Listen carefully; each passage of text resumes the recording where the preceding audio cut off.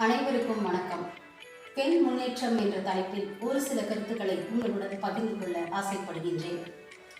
மங்கையராக பிறப்பதற்கே நல்ல மாதவம் செய்திட வேண்டும் அம்மா என்று கூறினார் கவிமணி. கல்வி இல்லாத பெண்கள் கலநிறம் போன்றவர்கள் என்று சொன்னார் பாரதிதாசன். பட்டங்கள் ஆழ்வதும் சட்டங்கள் செய்வதும் பாரினின் பெண்கள் நடத்த வந்தோம் என்று கூறினார் பாரதி. கரண்டியை பிடித்த கை கல்வியை கற்க வேண்டும் என்று ஆசைப்பட்டார் தந்தை பெரியார். இவ்வாறாக அனைவரும் ஆசைப்பட்டதன் விளைவே இன்று பெண்கள் தலை நிமிர்ந்து நிற்பதற்கு காரணமாக அமைகிறது என்று நான் எண்ணுகின்றேன்.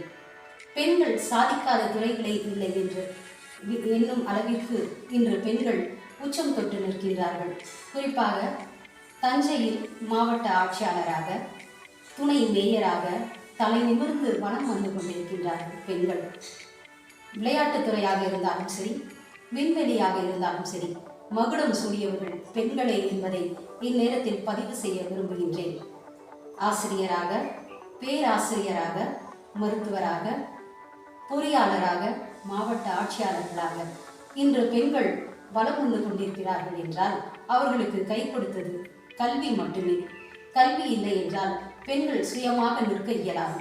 பெண்கள் சம்பாதித்து நல்ல நிலைக்கு வர வேண்டும் என்றால் அவர்களுக்கு உதவியாக இருக்கக்கூடியது கல்வி மட்டுமே.